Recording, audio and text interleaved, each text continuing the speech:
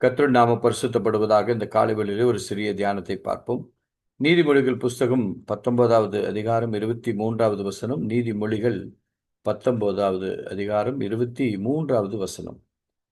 கர்த்தருக்கு பயப்படுதல் ஜீவனுக்கு ஏதுவானது.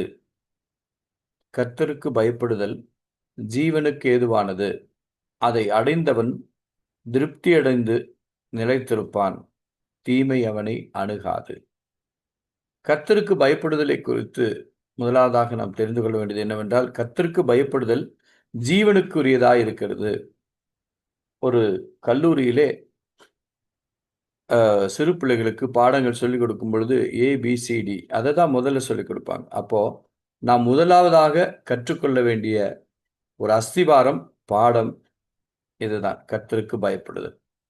இந்த கர்த்தருக்கு பயப்படுதலினாலே நாம் அநேக நன்மைகளை தேவனிடத்திலிருந்து பெற்றுக்கொள்கிறோம். முதலாவதாக கர்த்தருக்கு பயப்படுதல் என்பது அவருக்கு கனத்தை செலுத்துவது. ஒரு பள்ளிக்கூட ஆசிரியர் ஒரு வகுப்பறைக்கு செல்கிறார். வகுப்பறைக்கு செல்லும் பொழுது மாணவர்கள் எல்லாம் எழுந்து நின்று காலை வணக்கத்தை சொல்லுகிறார்கள். அது அவர்கள் மேல் இருக்கிற பயம் அல்ல, அவர்களுக்கு கொடுக்கிற கனம். அதைத்தான் நாம் புரிந்து கொள்ள வேண்டும். அப்படி என்றால் நாம் தேவனுக்கு முதலாவதாக கிறிஸ்துவுக்கு நாம் கனத்தை கொடுக்க வேண்டும்.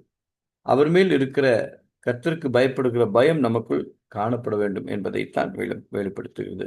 நீதிமொழிகள் 1:7 சொல்லப்பட்டிருக்கிறது, கர்த்தருக்கு பயப்படுதல் ஞானத்தின் ஆரம்பமாக இருக்கிறது. அப்படி என்றால் இதுதான் ஒரு கிறிஸ்துவனுடைய வாழ்க்கைக்கு ஆரம்பமாக இருக்கிறது, கர்த்தருக்கு பயப்படுதல்.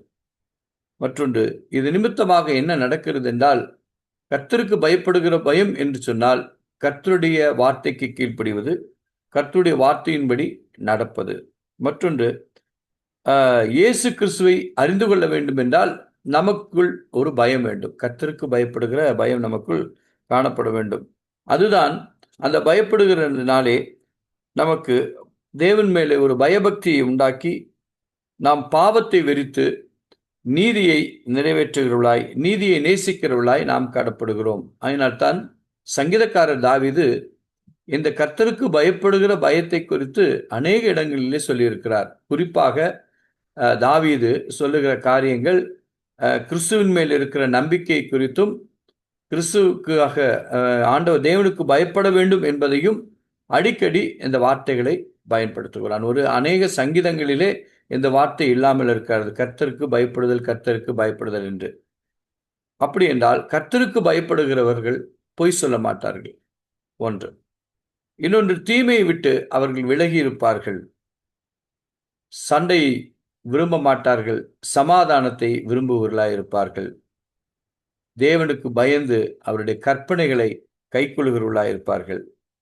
அதனால்தான் சொல்லுகிறது யோவான் 14:23, ஒருவன் என்னில் அன்பா இருந்தால் அவன் என் வசனத்தை கைக்கொள்வான்கிறார். அப்போ கர்த்தருடைய வார்த்தைக்கு கீழ்ப்படுகிறவர்கள் யார் என்றால் கர்த்தருக்கு பயப்படுகிறவர்கள் தான் கர்த்தருடைய வசனத்திற்கு கீழ்ப்படிவார்கள், கர்த்தரை கனப்படுத்துவார்கள், கர்த்தருடைய வார்த்தையின்படி நடப்பார்கள், கர்த்தருடைய கிரியைகள் இடத்தில் காணப்படும்.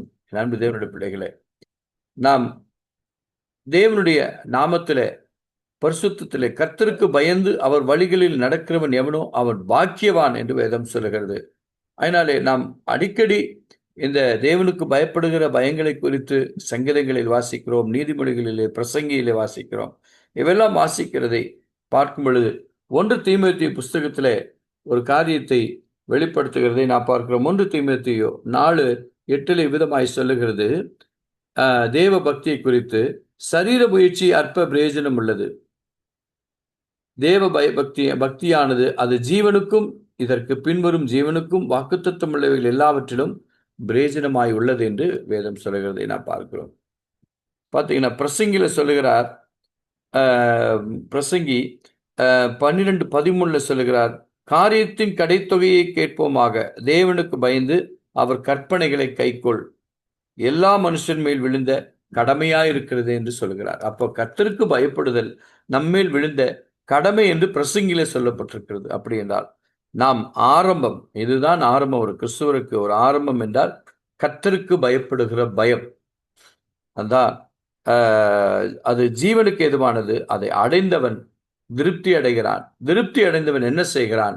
கர்த்தரை முழுமை இரட்சகராக ஏற்றுக்கொண்டு அவருடைய வார்த்தைக்கு கீழ்ப்படிந்து சத்தியத்திற்கு கீழ்ப்படிந்து அவருடைய வழியிலே நடக்க தன்னை முழுவதுமாய் ஒப்புக் கொடுக்கிறான். இதுதான் கர்த்தருக்கு பயப்படுகிற பயத்தை குறித்து வேதம் சொல்கிறது. ஆகினாலே தாவீது அநேக இடங்களிலே சொல்லுகிறார். குறிப்பாக தாவீது ஒவ்வொரு சங்கீதத்தை பாடும் பொழுதும் இந்த பயத்தை குறித்து சொல்லுகிறதை நாம் கர்த்தருக்கு எவ்விதமாக இருக்க வேண்டும் என்று சொல்லுகிறதை வேதத்தின் பிரகாரமாக தாவீது வெளிப்படுத்துகிறதை நாம் பார்க்கிறோம். என் அன்பு தேவனுடைய பிள்ளைகளே, நமக்கும் அப்படிப்பட்ட ஒரு கர்த்தருக்கு பயப்படுகிற பயம், ஏனென்றால் தெளிவாக சொல்லுகிறது, கர்த்தருக்கு பயப்படுகிற கர்த்தருக்கு பயப்படுதல் ஞானத்தின் ஆரம்பம். அப்படி என்றால் அந்த ஞானத்தை நாம் தேவனிடத்திலிருந்து பெற்றுக்கொள்ள வேண்டும் என்றால் கர்த்தருக்கு பயப்படுகிற பயம் நம்மிடத்தில் காணப்பட வேண்டும். கர்த்தருக்கு வார்த்தைக்கு கீழ்ப்படிய வேண்டும்.